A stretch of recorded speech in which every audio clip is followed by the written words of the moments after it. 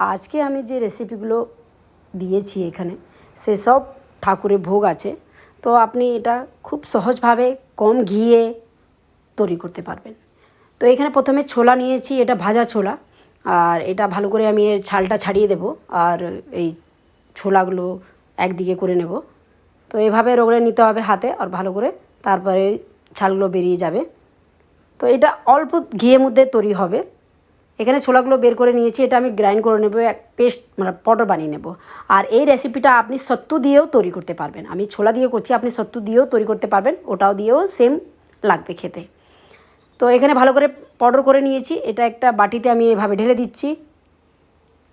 আর একদম মহিন করেছি আমি, যত মহিন আপনি পারবেন করবেন।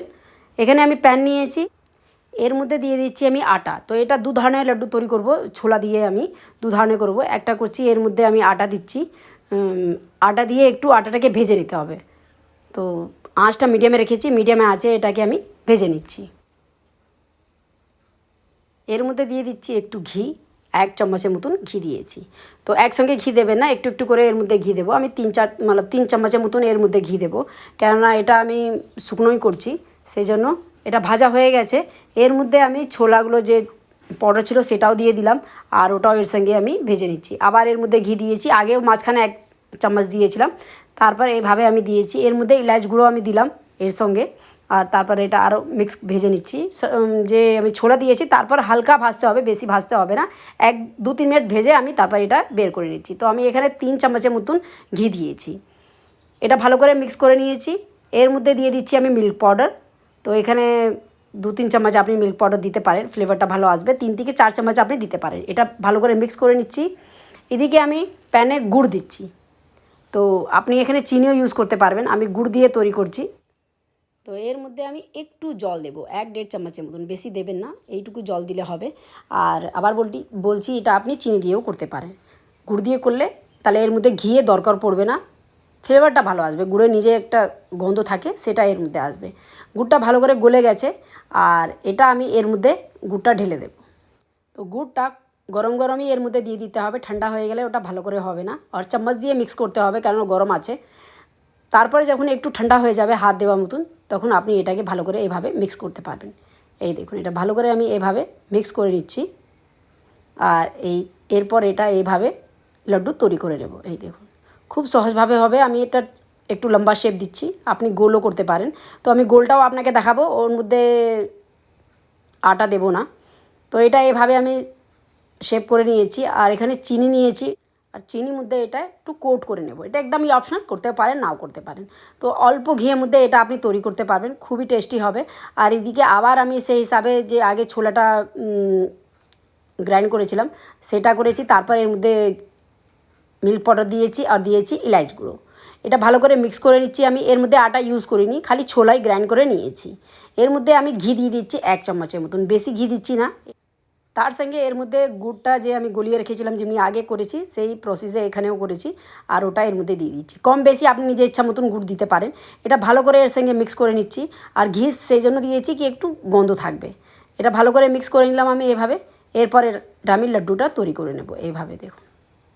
তো খুব সহজভাবে এটা তৈরি হয়ে যাবে। ছোলা দিয়ে আপনি খুব তাড়াতাড়ি করতে পারবেন। যদি আপনি আটা দিয়ে মিক্স করে করতে চান না, তো আপনি নর্মাল এভাবে করতে পারেন। তো এইভাবে আমি লাড্ডুটা তৈরি করে নিয়েছি। আর এই লাড্ডুগুলো আপনি ঠাকুরকে ভোগ দিতে পারবেন, কেননা ছোলা দিয়েই তৈরি করেছি, আর গুড় দিয়েছি, আর 1 চামচ ঘি দিয়েছি। খুবই ভালো লাগবে, এভাবে আপনি তৈরি করবেন। এদিকে আমি যে সাবুদানা থাকে সেটা দিয়ে লাড্ডু তৈরি করেছি। এটা কিভাবে তৈরি করব সেটা আমি আপনাকে দেখাবো। আর জলটা এর মধ্যে কম লাগবে বড় সাবুদানা থেকে, তো সেজন্য আমি এই ভিডিওতে আপনাকে ভালো করে বুঝিয়ে দিচ্ছি। এখানে আমি 1 কাপ নিয়েছি সাবুদানা। তো আপনি যে কোনো বাটি নিতে পারেন, যে কোনো কাপ নিতে পারেন। আর একদম ছোট নিয়েছি, মিহিদানা মতন ছোট নিয়েছি। আপনি বড় দিয়েও করতে পারেন, কিন্তু ছোট দিয়ে ভালো হয়। এটা আমি 1 কাপ নিয়েছি। এটাকে আগে ভালো করে ধুয়ে নিতে হবে, এর মধ্যে যে মাড়গুলো থাকে সেটা যেন বেরিয়ে যায়। আর বেশি চটকে ধোবে না, হালকা হাত দিয়ে ঘুরিয়ে দিয়ে এটা জলটা বের করে নিতে হবে। 2-3 বার ধুয়ে দিতে হবে।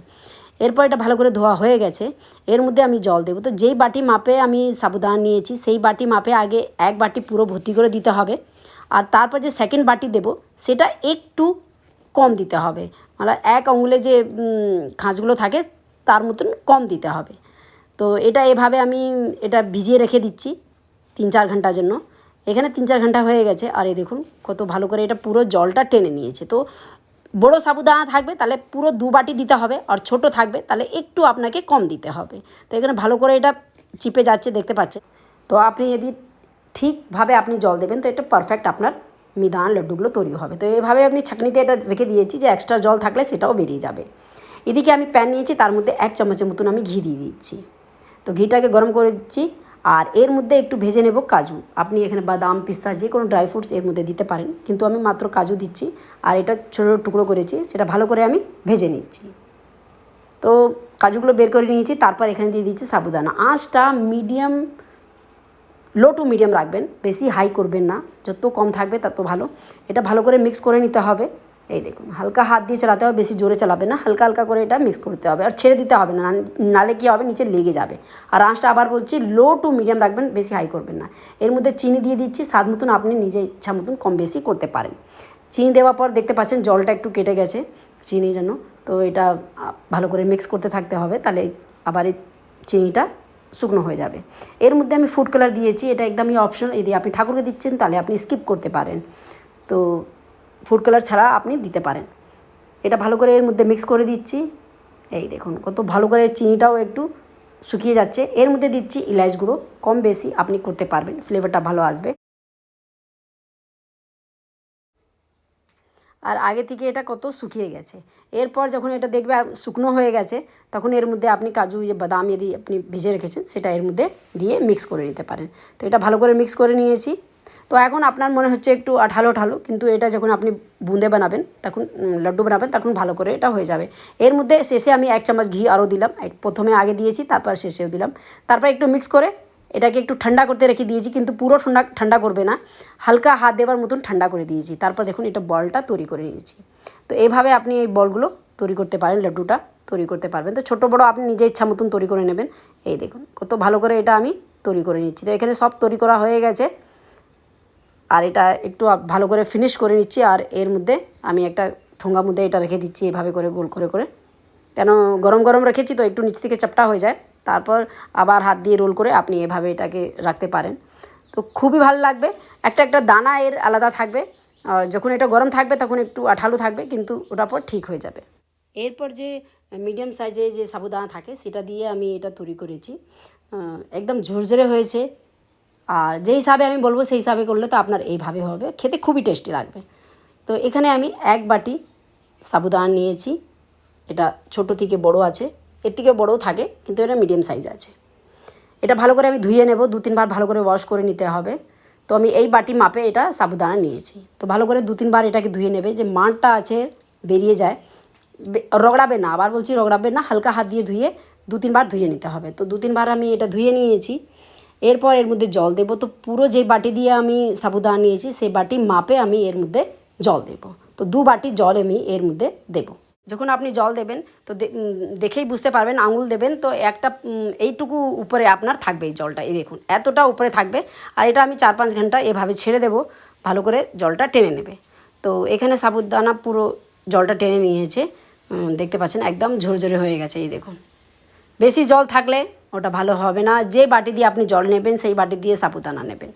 তো এরপর এটাকে আমি একটা ছাঁকনিতে বের করে নেব, তাহলে এক্সট্রা জলটা যে আছে সেটা বেরিয়ে যাবে। এমনি নেই, জল নেই, তাও যদি থাকে তো ওটা বেরিয়ে যাবে। এদিকে প্যান নিয়েছি, তার মধ্যে আমি 1 চামচের মতন ঘি দিয়ে দিয়েছি। ঘিটা গরম হয়ে গেছে, আর এর মধ্যে যে সাবুদানা আছে সেটা আমি এর মধ্যে দিয়ে মিক্স করে নিচ্ছি। আঁচটা আবার বলছি লো টু মিডিয়াম রাখবেন, বেশি হাই করবেন না। এটা এর সঙ্গে ভালো করে মিক্স করে নিচ্ছি এভাবে করে। এই দেখুন এটা চালাতে থাকতে হবে, ছেড়ে দেবেন না, নিচে লেগে যাবে। আর যে প্যান বা কড়াইয়ে যে জিনিস নেবেন সেটা যেন একটু মোটা থাকে, পাতলা থাকলে ওটা লেগে যায়। তো এটা ভালো করে এভাবে মিক্স করে নিচ্ছি। এরপর এর মধ্যে চিনি দিয়ে দিচ্ছি। চিনিটা আপনি যে হিসাবে কম বেশি এর মধ্যে দিতে পারেন। তো চিনি দেওয়ার পর একটু জল জল কেটে যাবে, এর মধ্যে জল হয়ে যাবে। তো এটাকে সমানে আপনাকে চালাতে হবে এভাবে। এই দেখুন জলটা কাটতে শুরু হয়ে গেছে, কেন চিনি দিয়েছি। এরপর এর মধ্যে ইলাচ গুঁড়ো দিয়ে দিচ্ছি, আর দিয়ে দিচ্ছি ফুড কালার। এটা একদমই অপশনাল আছে, আবার বলছি। এটা দিয়ে এটা মিক্স করে দিচ্ছি। আর দেখুন চালাতে চালাতে এটা কত শুকিয়ে গেছে, গাঢ় হয়ে গেছে, তো আর নিচে লাগছেও না। তো এইভাবে যখন এটা হয়ে যাবে তখন ভাববেন এটা ভালো করে হয়ে গেছে। আর এটা এর মধ্যে আমি ড্রাই ফ্রুটসগুলো দিয়ে দেব। তো এখানে ড্রাই ফ্রুটস আমি দিয়ে দিয়েছি এভাবে। আর আপনি শেষেও এখানে 1 চামচের মতন ঘি দিতে পারেন। তো এটা ভালো করে ড্রাই ফ্রুটস মিক্স করে দিয়েছি। আর দেখুন এটা কত ভালো করে হয়ে গেছে। ঠান্ডা হওয়ার পর দেখবেন এটা একদম ঝরঝরে হয়ে গেছে। গরম গরমে তো একটু আঠালো থাকবে, কিন্তু যখন ঠান্ডা হয়ে যাবে তখন একদম দেখুন এভাবে এটা ঝরঝরে হয়ে যাবে, একদম একটা দানা মতন হয়ে যাবে। এরপর এখানে আমি মিষ্টি তৈরি করেছি। এটা আমি ছোলার ডাল দিয়ে তৈরি করেছি। আপনি এটা বেসন দিয়েও তৈরি করতে পারেন, কিন্তু ছোলা ডাল যদি গ্রাইন্ড করবেন তো একটু দরদরা মোটা মোটা থাকবে, সেই জন্য নিলাম। এখানে ছোলা ডাল ভালো করে ধুয়ে তারপর ছাঁকনিতে রেখেছি। এটা ভিজিয়ে রেখে নিই, এটা ধুয়ে আমি ছাঁকনিতে রেখে দিয়েছি, তাহলে একটু জলটা যে শুকিয়ে যাবে। তো 4-5 মিনিট পরে এটা আমি ভেজে নেব। তো এখানে আমি কড়াইতে ঢেলে নিয়েছি, আর এটা আঁচটা মিডিয়াম রেখেছি, আর এটা এইভাবে সমানে চালিয়ে দিচ্ছি।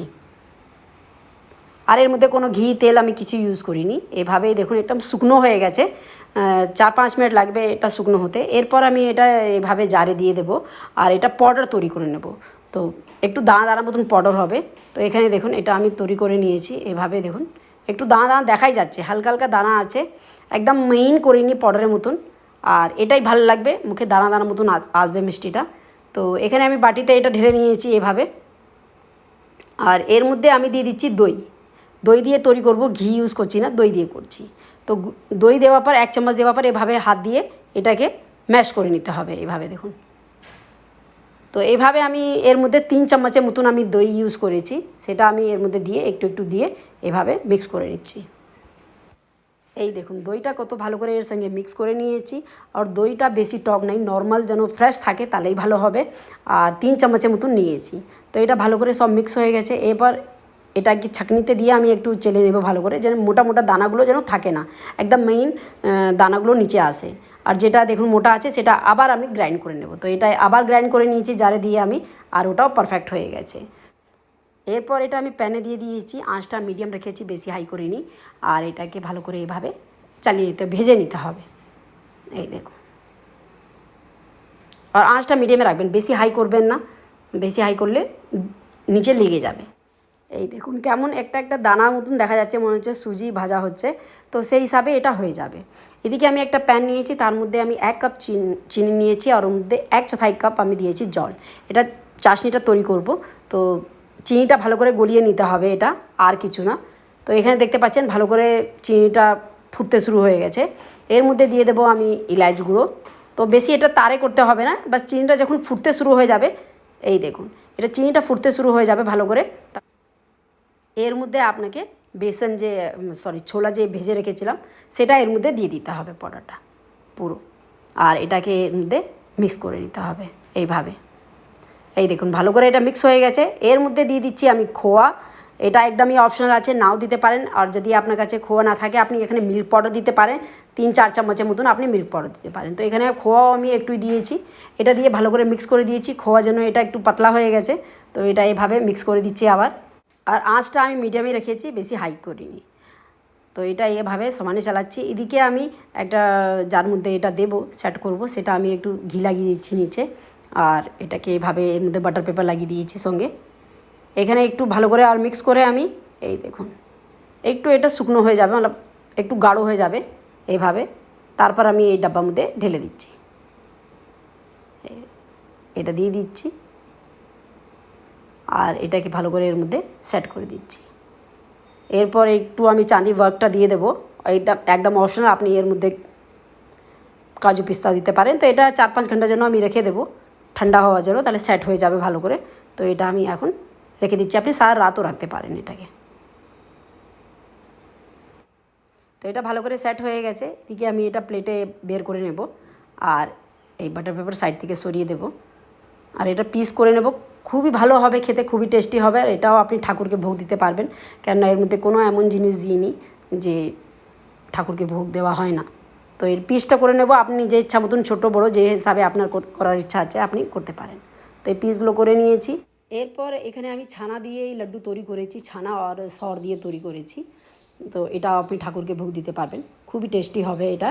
তো এর জন্য আমি 1 লিটার দুধ নিয়েছি, আপনি যে কোনো দুধ এর মধ্যে ইউজ করতে পারবেন। তো দুধটা গরম করে নিয়েছি, তারপর 5 মিনিট ঠান্ডা করার পর এর মধ্যে আমি লেবুর রস দিচ্ছি। লেবুর রস দিয়ে এটাকে আমি ছানা তৈরি করে নেব। তো তো এখানে ছানাটা ভালো করে তৈরি হয়ে গেছে, দেখতেই পাচ্ছেন। এটা আমি এভাবে ন্যাকড়াতে এটা বের করে নেব ভালো করে, আর এটা জলে ভালো করে ধুয়ে নেব, তাহলে টক ভাব যে থাকবে সেটা চলে যাবে।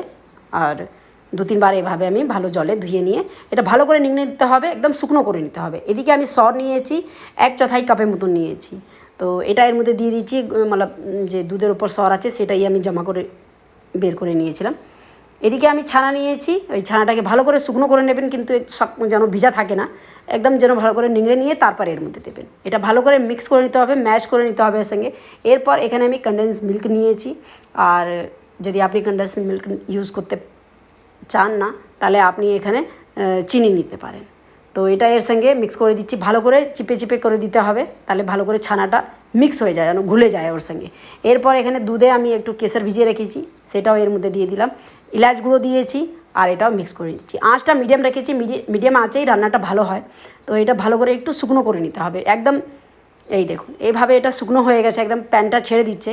তারপর এটাকে আমি এবারে একটা প্লেটে নামিয়ে নেব। দেখুন হাতে দিয়ে ওইটা চিপকাচ্ছে না, আর ভালো করে এটা শুকনো হয়ে গেছে। প্যান থেকে ছেড়ে যাবে যখন, তখন আপনি ভাববেন এটা ভালো করে হয়ে গেছে। এরপর এটাকে একটা প্লেটে বের করে নেব, হালকা এটা ঠান্ডা করব, অতই ঠান্ডা করব যত হাত দিতে পারি, বাস ওইটুকুই। এটা ভালো করে এভাবে রেখে দিচ্ছি 2-3-4 মিনিটের জন্য। এরপর এটাকে আমি যখন হালকা ঠান্ডা হয়ে যাবে তখন এটাকে এভাবে মেখে নেব। একদম ঠান্ডা হলে মাখলে এটা ভালো করে হবে না, হালকা যেন গরম থাকে তখনই আপনি এভাবে এটা মেখে দেবেন। তো এটা মাখা হয়ে গেছে। এরপর এরম লাড্ডুগুলো তৈরি করে নেব। তো লাড্ডু আপনি নিজের ইচ্ছা মতন ছোটো বড়ো আপনার হিসাবে আপনি তৈরি করতে পারবেন। তো এইভাবে আমি এই লাড্ডুগুলো তৈরি করে নিচ্ছি। তো এটাও আপনি ঠাকুরকে ভোগ দিতে পারবেন। এর মধ্যেও কোনো এমন জিনিস দিইনি যে ঠাকুরকে ভোগ দেওয়া হবে না। তো এভাবে আপনি এটা তৈরি করতে পারবেন। তো এখানে সব লাড্ডু তৈরি হয়ে গেছে। এরপর এখানে আমি তৈরি করেছি শ্রীকৃষ্ণের সবথেকে প্রিয় ভোগ ধনিয়া পিঞ্জরি। তো এটা আপনি তৈরি করবেন, ঠাকুরকে দেবেন, খুবই টেস্টি হয় এটাও। এখানে আমি নারকেল নিয়েছি, শুকনো নারকেল, এখানে ফ্রেশ নারকেল ইউজ হয় না, শুকনো নারকেল ইউজ হয়। এটা হাফ নারকেল আমি নিয়েছি। তো হাফ নারকেল এভাবে কদ্দুকাস করে নিয়েছি। তো আবার বলছি এখানে শুকনো নারকেল ইউজ হয়, ফ্রেশ নারকেল হয় না, যাটা জল হয় সেটা নেবেন না, জলওয়ালা শুকনো নেবেন। এখানে আমি নিয়েছি যে কমলে বীজ থাকে মোনাক্কাগুলো, সেটা নিয়েছি 10টা-12টা নিয়েছি, সেটা আমি একটু টুকরো করে নিয়েছি। তো এটা আমি একটু ঘিয়ে ভেজে নেব। তো এখানে একটু ঘি দিয়েছি, তার মধ্যে আমি এটা ভেজে নিচ্ছি। আর আঁচটা মিডিয়ামে রাখবেন, মিডিয়ামে আঁচে এটা ভালো করে ভেজে নিতে হবে। তো ভাজা হওয়ার পর এটা বের করে নেব, আর এর মধ্যে আবার একটু ঘি দেবো, আর এর মধ্যে কাজু আর বাদাম দিচ্ছি। আপনি যে কোনো ড্রাই ফ্রুটস এর মধ্যে নিয়ে দিতে পারেন। এটাও একটু ভেজে নিয়ে এটাও বের করে নিতে হবে। এরপর যে নারকেল দিয়ে শুকনো নারকেল আমি করেছি ওটাও এর মধ্যে দিচ্ছি, এর জন্য ঘি দেবেন না, এটা এভাবে আপনি ভেজে নেবেন, হালকা মিডিয়াম আঁচে ভাজবেন, তাহলেই ভালো হবে। এরপর আবার এর মধ্যে একটু ঘি দিয়েছি, আর এটাকে গরম করে নিচ্ছি। আর এর মধ্যে দিয়ে দেবো ধনিয়া গুঁড়ো। আপনি ধনিয়াটাকে একটু গুঁড়ো করতে পারেন, একটু ভেজে নিয়ে ওটাকে গ্রাইন্ড করতে পারেন। তো যদি না থাকে তো পাউডার যে থাকে ধনিয়া সেটা নিতে পারেন। তো এখানে 4 চামচের মতো নিয়েছি, এটা একটু ভেজে নিচ্ছি। আঁচটা মিডিয়াম রাখবেন, আর এটা ভাজতে 2-3 মিনিট লাগবে, ওর থেকে বেশি না।